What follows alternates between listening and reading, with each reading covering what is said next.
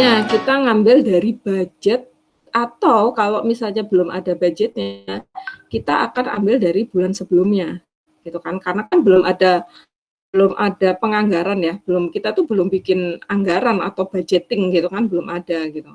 Nah, berarti seperti apa nih gitu? Ya udah kita bikin bulan sebelumnya aja. Misalnya bulan sebelumnya listrik itu 1.400.000.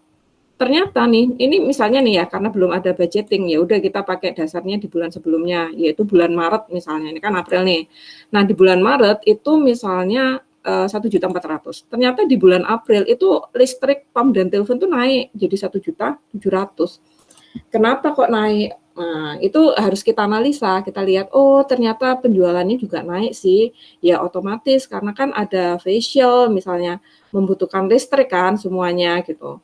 Nah, kalau misalnya pendapatan itu naik, ya berarti ini masih wajar. Kenapa kok dia ada penaikan di sini? Ya karena pendapatannya naik. Jadi biasanya pendapatan naik itu biayanya juga biaya operasionalnya naik ya. Karena kan kalau misalnya facial atau apa kan semuanya membutuhkan listrik kan gitu. Itu oh ya berarti ini tuh sebenarnya masih wajar nih 300 nih. Dia memang naik dia memang ada over budget ya, istilahnya over budget kalau kita sudah menganggarkan bikin anggaran tentang budget. Over budget kenapa? Oh iya karena ada penambahan pendapatan dari bulan sebelumnya misalnya kayak gitu. Nah, terus nih biaya gaji dan upah nih misalnya bulan sebelumnya 23 juta. Ternyata di bulan April itu 23.900.000. Kenapa? Oh, ternyata ada perekrutan karyawan baru. Nah, untuk yang item-item ini dia nggak masalah karena dia biayanya lebih rendah daripada bulan sebelumnya. Yang menjadi fokus kita adalah yang merah-merah ini. Nah, itu nanti dengan adanya seperti ini kita akan aware dan akan tahu gitu loh. Kenapa ya kok bisa over budget kayak gini ya. Nah, over budget itu belum tentu tuh ya kita harus ngelihat nih kayak ini tadi ya, belum tentu itu jelek karena ya ini seiring dengan pendapatan yang bertambah ya nggak apa-apa. Tapi kalau misalnya pendapatannya turun sedangkan ininya naik, ya itu dipertanyakan kenapa gitu. Kenapa kok bisa sampai over budget nih? Misalnya oh ada lembur misalnya yang pakai AC terus gitu kan. Nah, padahal udah lembur gitu, pakai AC terus, tapi kenapa kok secara pendapatan nggak signifikan atau nggak ada kenaikan gitu. Nah, ini dari sini kita bisa ngelihat gitu. Untuk yang merah-merah ini itu nanti yang kita analisa kenapa ada over budget seperti ini. Gitu. Nih misalnya nih ya, saya kayak ini juga nih. Biaya perlengkapan kantor. Awalnya bulan Maret 800, bulan April 1.500.000. Loh, kenapa kok naik? Oh, ternyata ada beli AC, meja kursi untuk ruangan baru. Oh ya udah, berarti kita tahu kan bahwa over budget atau apa biaya yang lebih besar ini karena apa gitu. Jadi dengan adanya ini lebih aware lah ya dan bisa lebih efisien kita menggunakan segala sesuatunya gitu. Jadi ini tuh sangat penting ya. Karena ini nanti ini ya nomor akun sama nama akunnya ini. Gitu. Terus untuk yang selanjutnya adalah anggaran. Jadi anggaran itu apa sih di setiap usaha atau pemerintahan ya biasanya ya ada anggaran atau budgeting. Itu jadi gini, ini nih saya bikin yang buat cabang ya kan. Nominal pengajuan sama persetujuan. Misalnya ini nanti itu ini misalnya Januari, ini Februari, ini misalnya Januari nih. Ini misalnya Januari 21 ya, misalnya nanti Februari. Nah, ini nanti dibikin kayak gini juga. Misalnya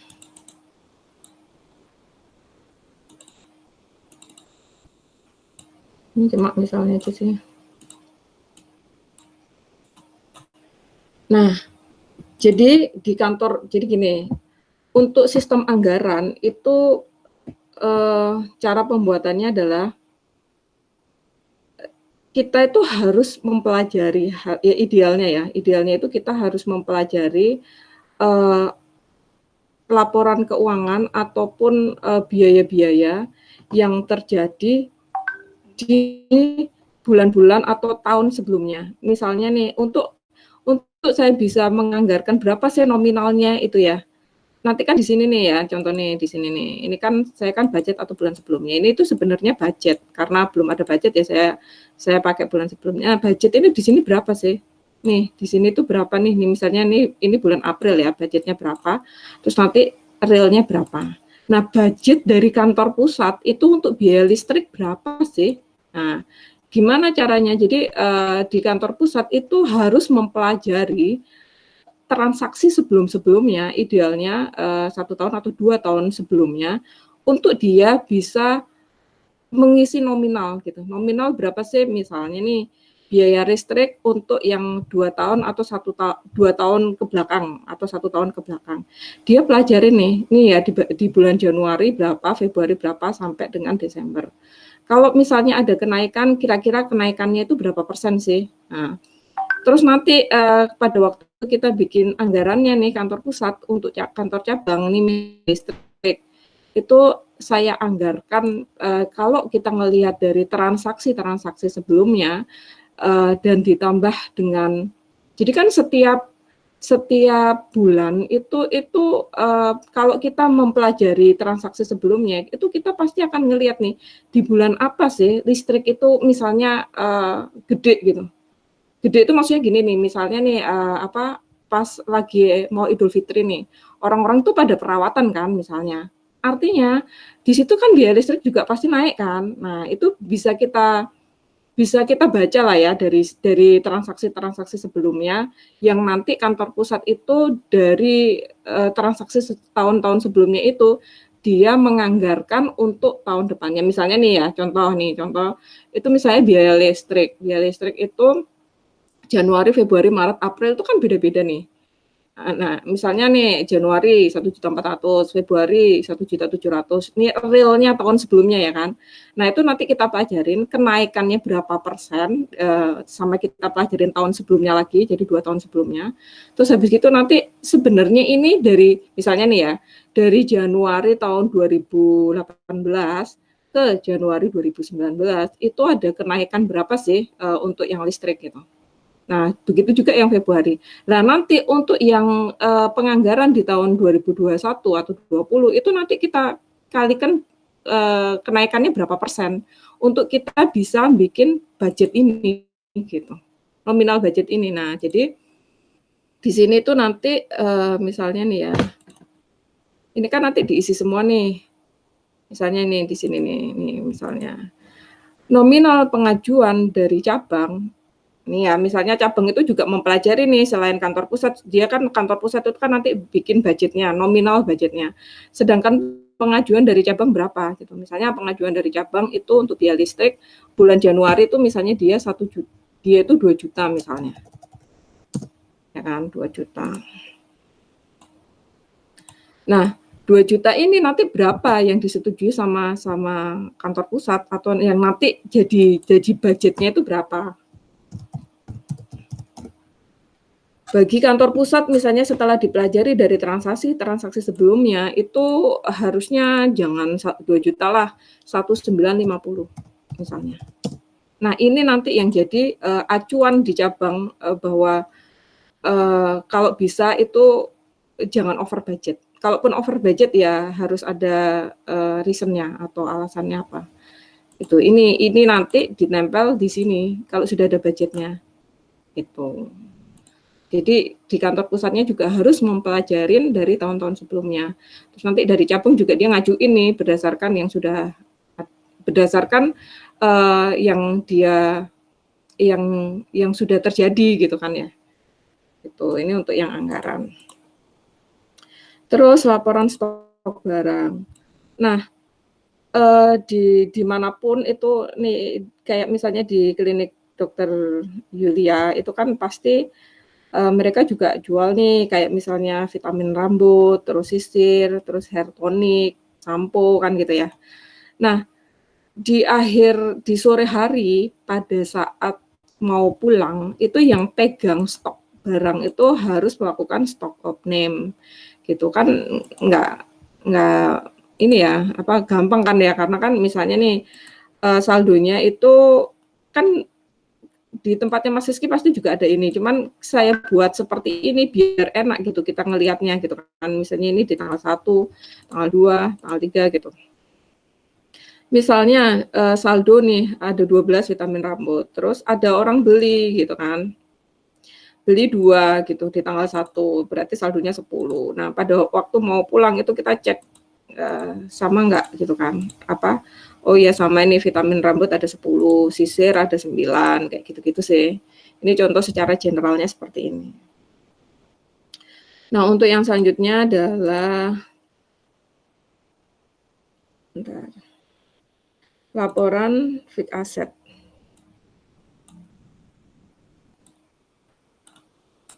Nah, ini yang saya tadi bilang, kenapa kok kita itu perlu membuat laporan fixed asset?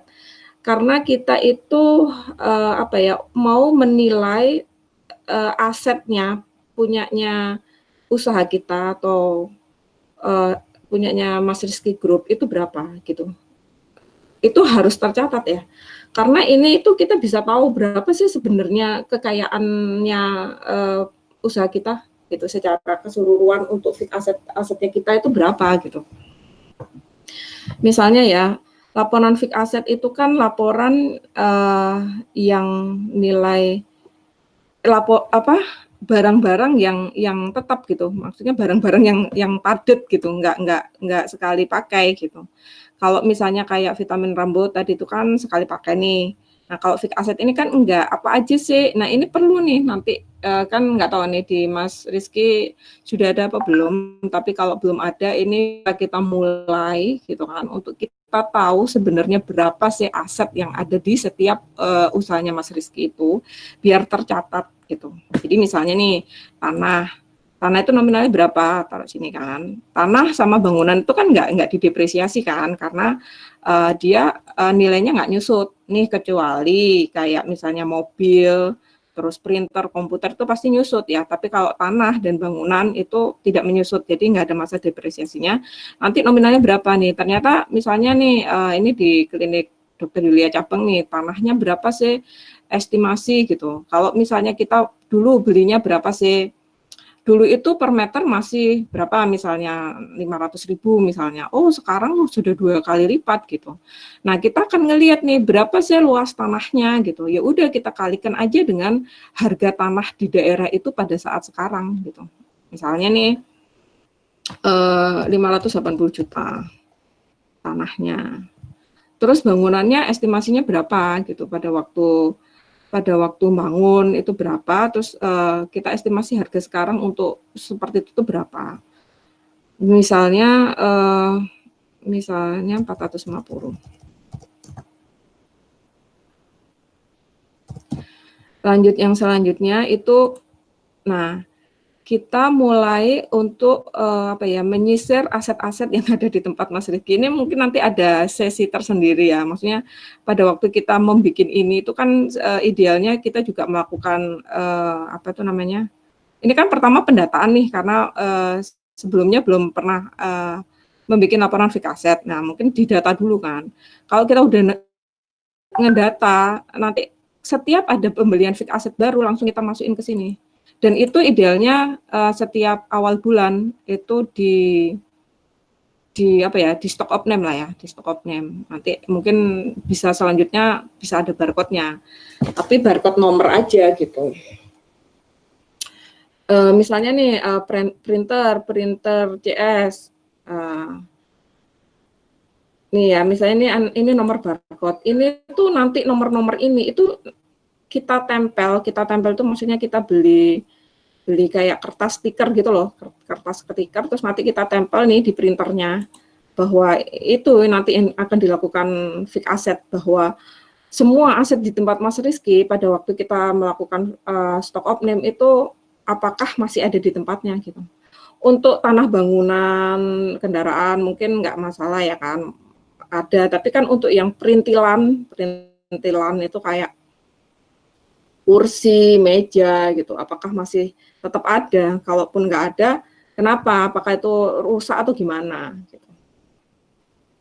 Gitu nih, misalnya nih ya, kita itu idealnya itu harus tahu nih kita beli tanggal berapa sih printer itu, harus ada datanya kan semuanya. Misalnya kita berarti kan harus makanya kenapa harus ada sesi sesi tertentu ya kan, di suatu hari tertentu itu karena kita nanti bongkar data kalau kita mau ingin merapikan laporan fixed asset ya. Karena tanggal beli itu sangat penting gitu. Kan kalau di tempatnya Mas Rizky pasti juga masih ada bon-bonnya ya kan yang masih disimpan gitu.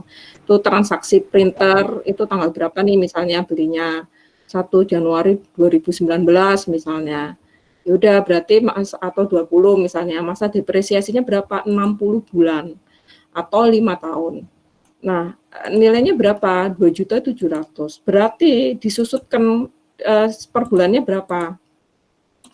Misalnya nih, ini penyusutannya, ini kan harganya segini, 2.700.000, disusutkan selama 5 tahun nih. Berarti kan 45.000 nih. Nah, 45.000. Ini harga nominal ini adalah harga yang pada saat kita beli, ya kan. Nah, kalau harga sekarang berapa ya kita ngelihatnya di sini nih, di sini nih. Karena ini nanti dikurangi ini nih di bulan Januari ini ada penyusutan lagi nih dikurangi ini sampai dengan 5 tahun nilai ini tuh akan 0 ya otomatis akan 0 karena kan memang pembaginya kan memang 5 tahun nih otomatis akan 0 jadi artinya nilai pada waktu kita beli komputer atau beli printer nih di Januari 2020 itu akan habis nilainya sudah nggak layak untuk dipakai atau rusak atau udah nyusut lah ya itu harganya pasti juga nggak 2.700.000 bisa aja harganya cuma 100.000 gitu karena apa ya karena nyusut gitu kan. Nah kalau kita kepingin tahu kekayaan pada waktu kita beli nih kita nanti ngelihatnya di sini nih. Tapi kalau misalnya kita kepingin tahu nih sebenarnya itu berapa sih setelah disusut-susut itu nilai bukunya, ya nanti lihatnya di sini. Nanti kan ini nanti bisa misalnya di total gitu ya. Sini nih misalnya di total berapa sih gitu. Oh 1 miliar nih kekayaannya, karena kan ada tanah sama bangunan juga kan. Tapi kekayaan ini belum tentu nih di sini segitu gitu. Nah, kenapa gitu kan? Kenapa kok belum tentu?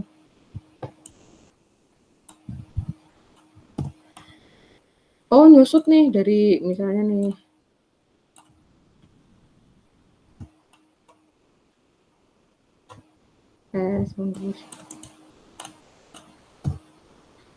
Misalnya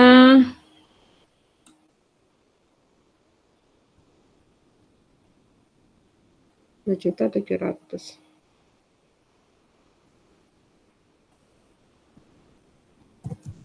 Kenapa kok ngurang ya? Iya karena nyusut gitu kan, makanya dia berkurang gitu. 1, 2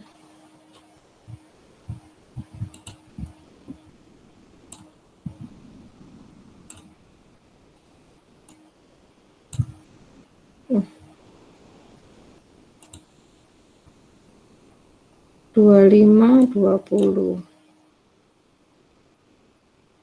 Ya, ini kan pertama kan 1.032.700.000 nih 1.032.520 turun gitu ya.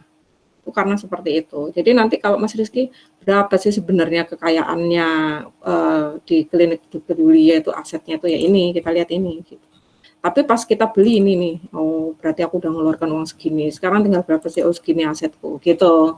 Jadi kita bisa dari sini bisa ngelihat kita mungkin nanti apa ya membenahi di laporan fixed asset ini ya karena ini juga penting sih biar kita juga tahu gitu berapa sih dan ini idealnya ketika kita kan karena belum bikin ya kan dari yang sebelum-sebelumnya berarti kita harus mendata ini perlu waktu karena kita akan ngelihat nih misalnya kalau di lantai 1 dimulai dari mana dulu nih kita untuk membukukan nih. Misalnya di ruangan 1, ya udah apa dari luar dulu nih apa nih kekayaannya Mas Rizky. di klinik Dokter Yulia cabang misalnya, oh tanah bangunan, oke. Terus habis itu apa? Kita lihat di ruangan satu ada printer atau ada peralatan facial atau apapun gitu kan. Jadi semuanya itu nanti tercatat, tidak ada yang tidak tercatat. Nanti di awal bulan biasanya kita akan melakukan stock of name ini.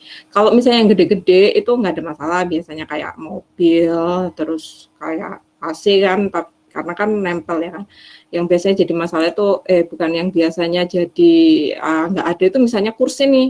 Kursi ini tercatat ada 5, kenapa tinggal 4 ya? Nah, nanti kita kasih nih barcode-nya ini kita tempel di tempat kursi-kursi itu. Jadi nanti tahu nih yang nggak ada itu mana sih barcode yang mana, terus apa jenisnya. Itu. Terus misalnya nih ada kamera juga.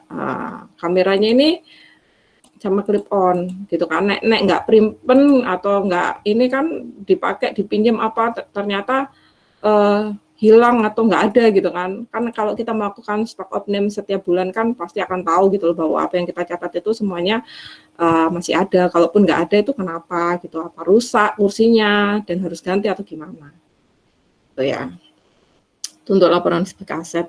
Untuk yang selanjutnya itu sistem accurate gitu. Jadi sistem accurate itu seperti ini nih penampakannya. Jadi saya pakai ini dulu aja. Ini kan ini sudah lebih dari 1,5 jam. Jadi di menu accurate ini ada beberapa menu. Ada buku besar, ada kas bank, ada persediaan, ada penjualan, ada pembelian. Nah, karena ini itu khusus untuk keuangan, nah kita ngelihatnya di buku besar sama kas bank dulu gitu. Ini buku besar. Nanti itu kayak gini nih, kan pasti juga sudah pakai ya kan. Sudah ada kan di tempat Mas Rizky. Nah, terus input COA. Nah, input COA ini itu kita nggak usah input satu-satu nih.